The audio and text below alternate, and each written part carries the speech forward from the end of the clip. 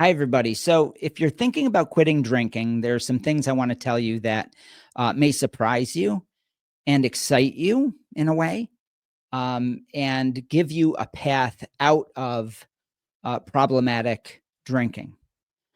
We need to talk about several topics. We need to talk about powerlessness, the concept of powerlessness. We need to talk about the disease or disorder of addiction or the lack of it, whether that is a true concept or not. And we need to talk about whether you need recovery for the rest of your life.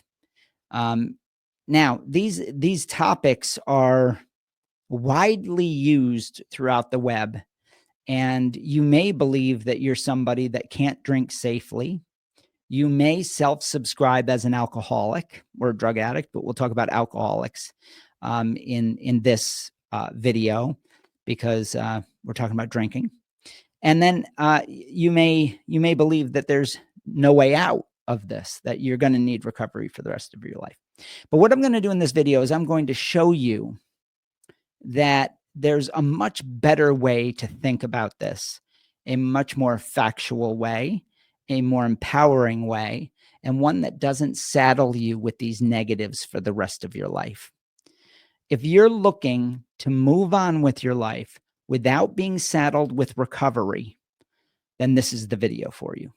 If you're somebody that, now you may be somebody that when you hear that, you think, what is he talking about? Of course I need recovery, because maybe you've been introduced to treatment. Maybe you've been introduced to recovery. Maybe you've gone to a few rehabs. Maybe you've been in the system, the treatment trap, and you don't know that there's a different way. So I might be introducing something that's very revolutionary.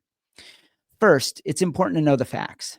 Most people that can or are diagnosed with alcohol use disorder get over the problem at a very high rate of about 91%. They get past the problem as they grow in age. In other words, they age out of the problem, whether they're treated or not. And most aren't treated. About 80% are not treated statistically. So we have this massive group of people that move on with their lives. But what happens is when I say that, it almost gets dismissed from most people because they say, well, I know Jack, he overdosed and died. I know this person that went to AA and they keep relapsing and they can't stop.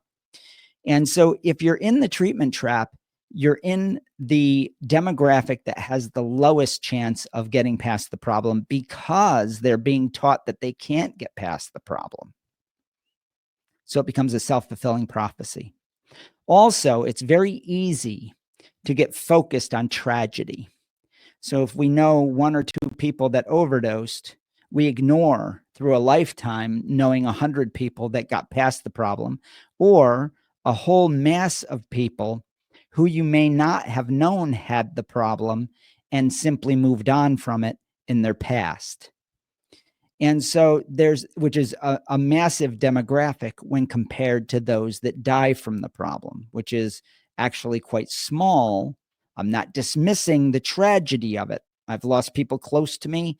I know what it's like, and I've overdosed. I understand what it's like.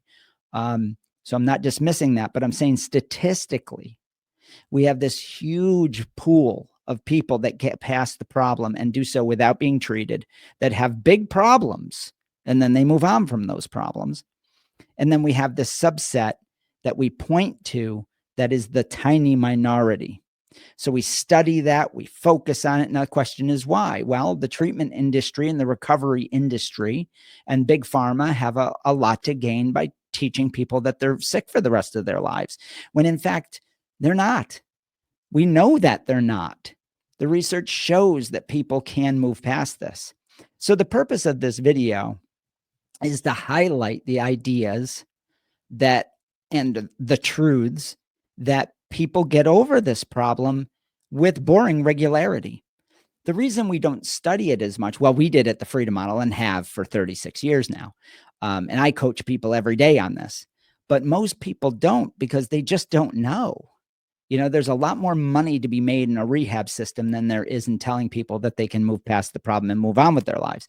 The other thing is the people that do move on with their lives, many of them do that in the privacy of their own thoughts. They simply say one day, you know what, I really do want to be a better father. One day they may say they're sitting on their couch, they say, my liver hurts. I just don't want this to be a part of my life anymore. And they age out of the problem. Or they say, I just want to be happier and I'm ready to move on. Or the fantasy of drinking doesn't really quite cut it the way it used to. It used to be a lot of fun, but it's getting really boring and mundane now. I think I'm ready to move on. So these things happen in the privacy of people's minds, and because of that, because of the nature of how common it is, it doesn't even get looked at. It's a classic case of somebody looking as they're starving across a cornfield and looking for a cow that they can make a steak out of, when there's 100 acres of food right in front of them. But because it's uniform, because it's distributed evenly throughout the population, because it's so common, people ignore it. And so we focus on the anomalies, on the outrageous examples of death and carnage and tragedy that happens as a result of substance use or drinking. So no one is powerless. This is an idea that's hard for people to understand. I once felt so powerless that I nearly committed suicide. And I've gone to jail, and I've had all these incidents in my life because I did feel powerless. A feeling is based on an interpretation, based on beliefs, and it's not a intrinsic, inherent reality of drinking. You don't become powerless because the drug has power. You feel powerless because you believe the narrative being taught by the treatment industry. So no one is actually out of control. Of course, you can get to the point of pass out or unconsciousness. Then you're out of control. We get it, that the body can be poisoned to that level. We all get that. That's not what we're saying. We're saying that your decision to drink and or drug is not a powerless act. You're not compelled beyond your free will to do it. And there's a lot of studies on this, and we cover all of this in the Freedom Model for Addictions. Read our book. Get our workshops. They're affordable.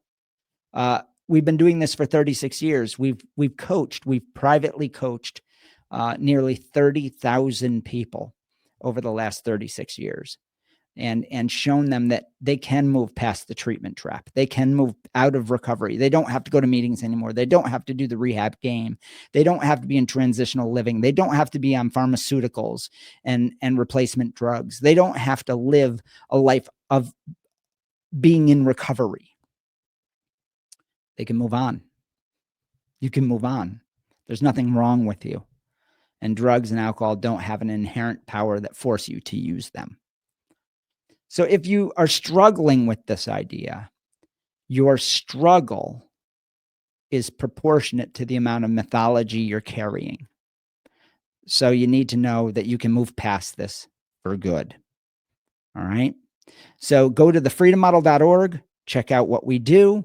We have all kinds of services at all different price ranges. We made it so that anybody can learn how to move past this and move on with their life, no matter your socioeconomic status. All right. So take care, everybody. Have a great day.